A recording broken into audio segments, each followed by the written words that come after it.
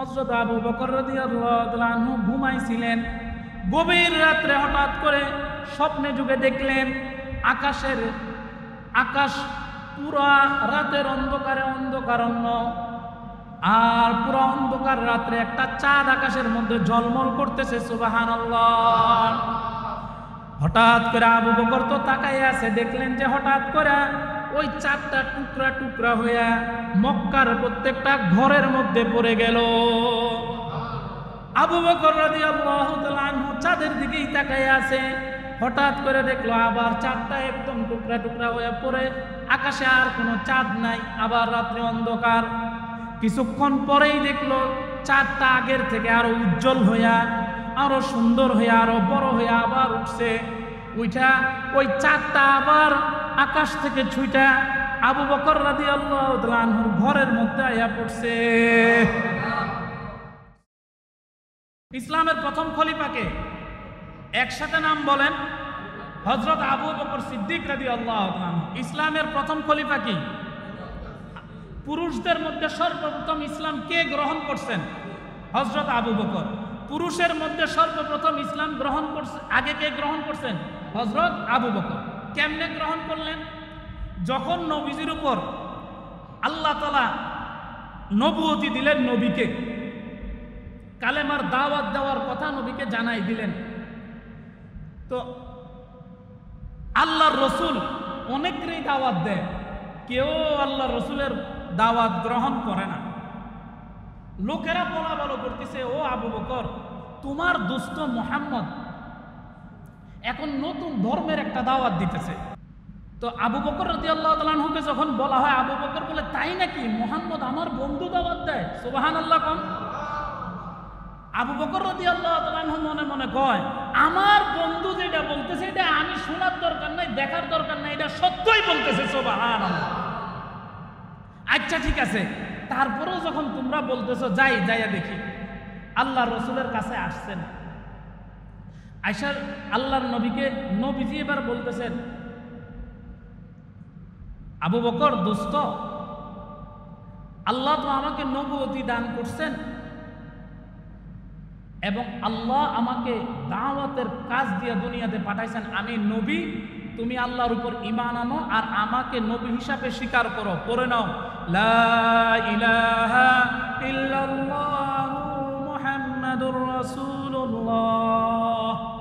কিতাবের মধ্যে লেখে, এই কথাটা বলতে দেরি আবু বকর কেন পড়বো, কি জন্য পড়বো, পড়লে কি হইব, কি পাবো না পাবো, কোনো প্রশ্ন না করে সাথে সাথে কালেমা পড়া মুসলমান হয়ে গেলেন। কিতাবের মধ্যে লেখে, এই আবু বকর রাদিয়াল্লাহু তাআলা আনহু ইসলাম গ্রহণ করার আগে আবু বকর রাদিয়াল্লাহু তাআলা আনহু হইল এই উম্মতের মধ্যে সর্বশ্রেষ্ঠ মানুষ। সুবহানাল্লাহ কোন? এই উম্মতের পরে, নবীজির পরে এই উম্মতের মধ্যে সর্বশ্রেষ্ঠ মানুষ, সবচেয়ে ভালো মানুষ, সবচেয়ে জ্ঞানী মানুষ, সবচেয়ে মুখলেস মানুষ, সবচেয়ে উন্নত মানুষ, সবচেয়ে ভদ্র মানুষ, সবচেয়ে জ্ঞানী মানুষ, বুদ্ধিমান মানুষ হযরত আবু বকর রাদিয়াল্লাহু তাআলা। সুবহানাল্লাহ কন্যা জোরে শুরু। উনার চেয়ে এমন শ্রেষ্ঠ মানুষ মুহাম্মদুর রাসূলুল্লাহ সাল্লাল্লাহু আলাইহি ওয়াসাল্লামের উম্মতের মধ্যে সর্বপ্রথম যেই ব্যক্তিটা জান্নাতে যাবে ইনিই হলেন হযরত আবু বকর রাদিয়াল্লাহু তাআলা। 8টা বেহেশত ডাক দিবে, আসেন আবু বকর, আপনি আসেন আসেন আসেন। সুবহানাল্লাহ বলেন। এই হইল আবু বকর। তো আবু বকর রাদিয়াল্লাহু তাআলা আনহু তো কালেমা পড়ে নিলেন। অন্য রিওয়ায়াতে আছে আবু বকর রাদিয়াল্লাহু তাআলা আনহু একটা প্রশ্ন করছেন। কি প্রশ্ন? মাদ দালিলু আলা মা তাদঈ। আল্লাহর নবীকে আবু বকর জিজ্ঞাসা করছেন, মাদ দালিলু আলা মা তাদঈ, ওগো আল্লাহর রাসূল, আপনি যে নবী দাবি করতেছেন এটার কোনো প্রমাণ আছে আপনার কাছে? সুবহানাল্লাহ বলেন। নবীজি তখন একটা চমৎকার উত্তর দিছেন। আল্লাহু আকবার। কিতাবের মধ্যে আমরা যখন এই সমস্ত ঘটনাগুলি পড়ি অটোমেটিক আমাদের চোখের পানি ঝরতে থাকে। সুবহানাল্লাহ। আবু বকর রাদিয়াল্লাহু তাআলা আনহু নবীকে বললেন, মা দালিলু আলা মা তাদঈ, আপনি যে নবী সেটার কোনো প্রমাণ আছে, দলিল আছে? সুবহানাল্লাহ বলেন। আল্লাহর নবী একটা মুস্কি হাসি দিয়েছেন। সুবহানাল্লাহ। আয় আল্লাহ, নবীজির মুস্কি হাসিটা কেমন ছিল জানি আল্লাহ।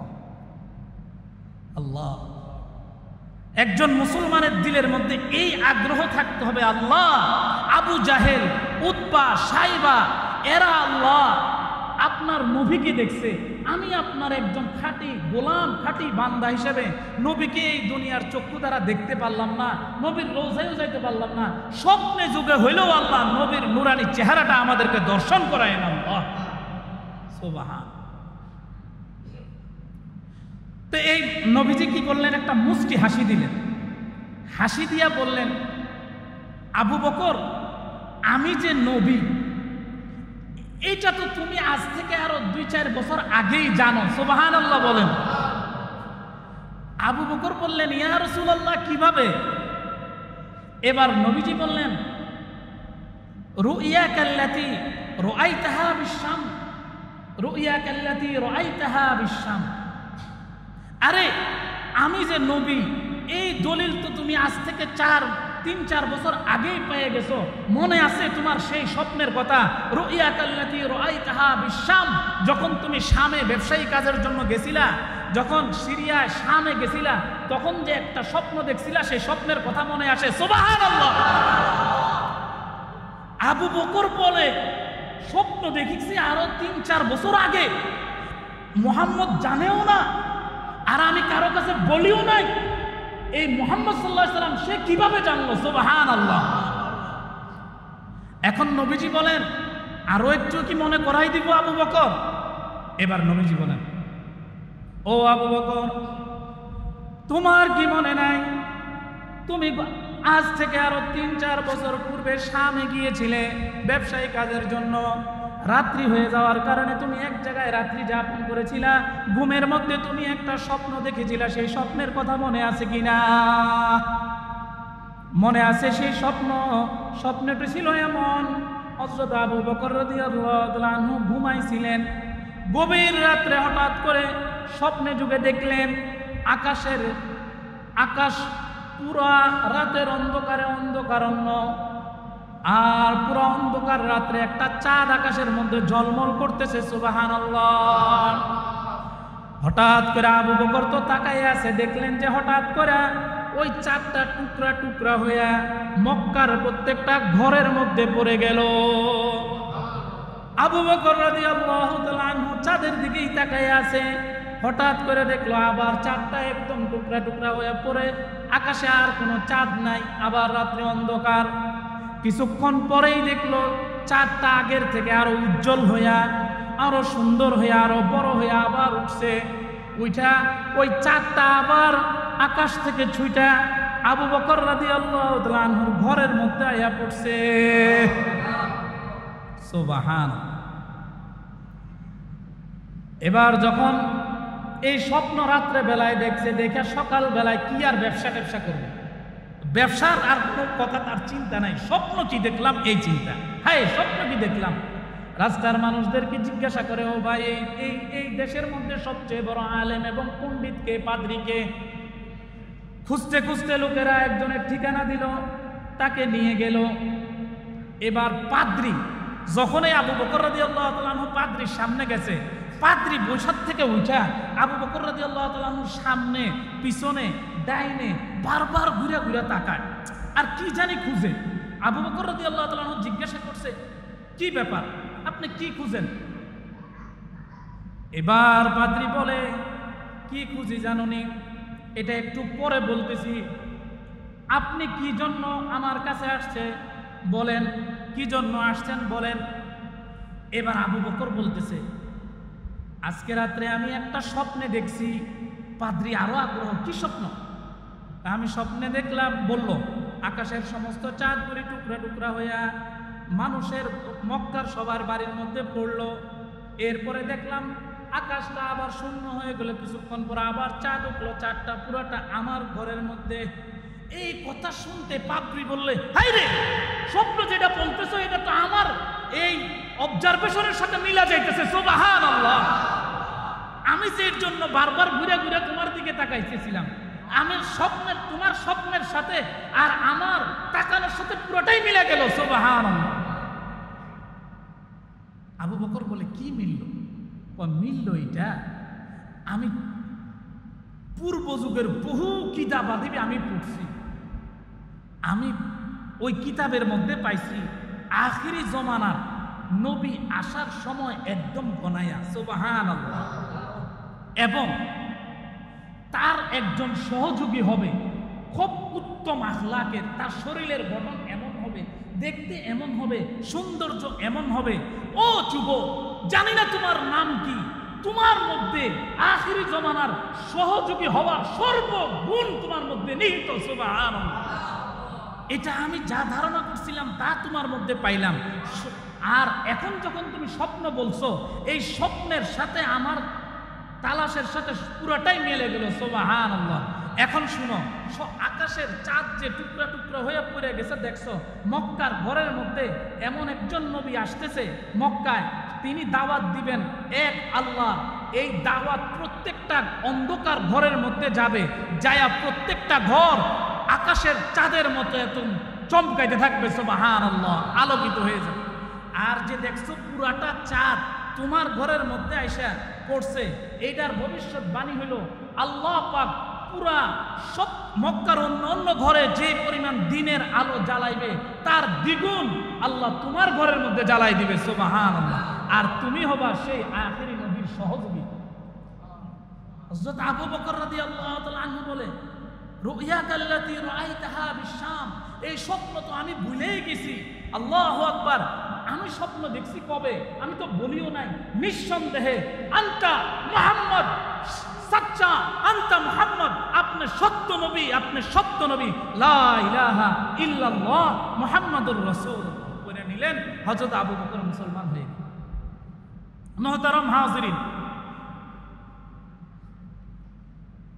আল্লাহ যে কথাটা আমার আজকে লক্ষ্য উদ্দেশ্য ছিল, আল্লাহ কোরআনের মধ্যে বলেন, ওয়ামান আহসানু কাওলাম মিম্মান দাআ ইলাল্লাহ ওয়া আমিলা সালিহান ওয়া ক্বালা ইন্নানি মিনাল মুসলিমিন।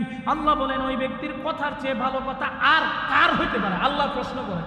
সুবহানাল্লাহ। বলেন কার হইতে পারে যে মানুষকে আল্লাহর দিকে ডাকে? এখন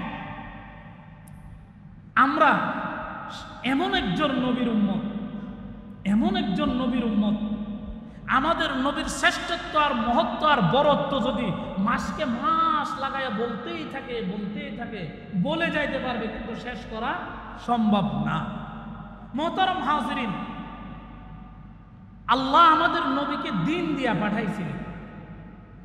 নবী দিনের দাওয়াতের মেহনত করছে, আর এই দাওয়াতের মেহনতের জিম্মাদারি আমার উপর আপনার উপর দিয়ে গেছে। এই যে তাবলীগের মানুষেরা মানুষের খাইয়া না খাইয়া ধৈরা যে আল্লাহর দিকে মানুষরা আনে, এই যে হক্কানি পীর বুজুর্গরা মানুষরা আল্লাহর দিকে আনে, আপনারা অনেকে অনেক প্রশ্ন করেন, এই সমস্ত ব্যবসা করে। এই প্রশ্ন করেন না, এই পীর মুরিদরা ব্যবসা করে, সব পীরেরা ব্যবসা করেন। এই কথা যদি বলেন, এগুলির দ্বারা হেদায়েত সরে যায়। কথা বুঝে আসছে? হ্যাঁ, কিছু প্রশ্ন মনের মধ্যে উদ্বেগ হইতে পারে, কিন্তু সেটাকে ভিতরে রাখবেন। সেটা কি ভিতরে থাকবে, কিন্তু সেটা প্রকাশ করেন না। কিছু কিছু কথার দ্বারা যেমন হযরত আবু বকর রাদিয়াল্লাহু তাআলা আনহুর ঘটনার মধ্যেই আছে। হযরত আবু বকর রাদিয়াল্লাহু তাআলা আনহু যখন ইসলাম গ্রহণ করে নাই, যখন ওনার ভাই বোন আত্মীয় স্বজনরা গির্জায় নিয়ে যেত, উনি তখন এই মূর্তিদেরকে চুপে চুপে জিজ্ঞাসা করতেন, যদি তুমি আসলে খোদা হয়ে থাকো তাহলে আমি যে অসুস্থ, আমারে সুস্থ করে দাও না। সুবহানাল্লাহ। বলেন চুপে চুপে আবু বকর রাদিয়াল্লাহু তাআলা আনহু প্রশ্ন করতেন। কিতাবের মধ্যে লেখা আবু বকর রাদিয়াল্লাহু তাআলা আনহু কোনোদিন কোনো মূর্তির সামনে মাথা নত করে নাই। এই জন্যই তো উনি যে উম্মতের মধ্যে শ্রেষ্ঠ মানুষ হবে, এটার একটা বিশেষত্ব থাকবে না? ঠিক এই যে মানুষদেরকে যে খাইয়া না খাইয়া আল্লাহর দিকে দাওয়াত, মুফাসসিরিনে কেরাম লেখেন, এই যে আল্লাহ বলেন ওই ব্যক্তির কথার চেয়ে ভালো কথা কার হইতে পারে যে মানুষকে আল্লাহর দিকে ডাকে। এই আল্লাহর দিকে ডাকার চারটা অর্থ। যেমন নবীরা মানুষকে কুদরত দেখাইতেন। যেমন ইব্রাহিম নবী আগুনের মধ্যে ফালাই দিছে, কিন্তু আল্লাহ ইব্রাহিম নবীর একটা পশমও জ্বালায় নাই, ঠিক কিনা জোরে বলেন? আগুন ইব্রাহিম নবীর একটা পশমও জ্বালায় নাই। ইসমাইল নবীকে ছুরির নিচে দিছেন, ছুরি তার একটা পশমও কাটে নাই, ঠিক কিনা জোরে বলেন? এগুলি হইল নবীদের মুজিজা কুদরত। ঠিক নবীরা মুজিজা কুদরত দিয়ে দাওয়াত দিতেন, আলেমরা কিতাবাদি কোরআন আয়াতের দলিল দ্বারা, এবং মুজাহিদরা তরবারি দ্বারা, আর মুয়াজ্জিন সাহেব আজানের দ্বারা। মুয়াজ্জিন সাহেব যে আজান দেয়, মুয়াজ্জিন সাহেব যদি মনে করে এটা আমার চাকরি, তাহলে শুধু চাকরির বেতনই পাইব। আমি ইমাম, আমি যদি মনে করি আমি খালি এখানে পয়সার লাগে ইমামতি করি, তাহলে পয়সাই কামান হইব, আর বাকি কোনো লাভ হইব না। নিয়ত কি থাকতে হবে? আল্লাহ, আমি আপনার দ্বীনের খেদমতের জন্য আছি, আমার যে আল্লাহ আপনি কবুল করছেন, আয় আল্লাহ এর যোগ্য আমি, এর যোগ্য আমি না। আল্লাহ আমার কোনো যোগ্যতাই নেই, আমার কোনো যোগ্যতাই নাই, আল্লাহ কোনো যোগ্যতাই নেই। একজন মুয়াজ্জিন সাহেব মনে করে আল্লাহ আমার কোনো যোগ্যতা নাই, আমার গলা সুন্দর, আমার মতো এরকম গলা সুন্দর হাজার মানুষের আছে, চেহারা খুব সুন্দর, এরকম সুন্দর মানুষের অভাব নাই। না, কি মনে করবে? আমি আল্লাহর দ্বীনের খেদমতের জন্য আছি, মানুষকে আল্লাহর দিকে ডাকতেছি, সুবহানাল্লাহ।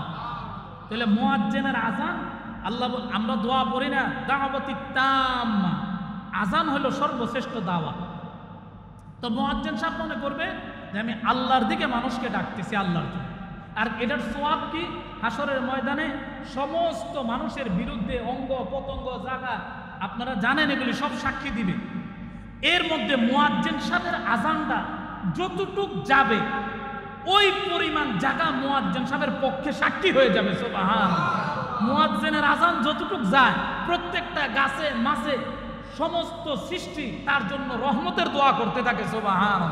মুয়াজ্জিন সাহেব যদি একাধারে 7 বছর আল্লাহর জন্য আজান দেয়, এটা মুয়াজ্জিন সাহেবও হইতে পারে, হাজী সাহেবও হইতে পারে, ইমাম সাহেবও হইতে পারে, যে কেউ হইতে পারে।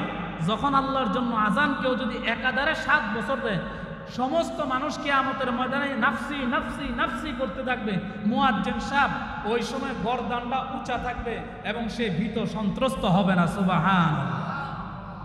আল্লাহ তাআলা আমাদেরকে কথা বলি বুঝার এবং আমল করার তৌফিক দান করুন।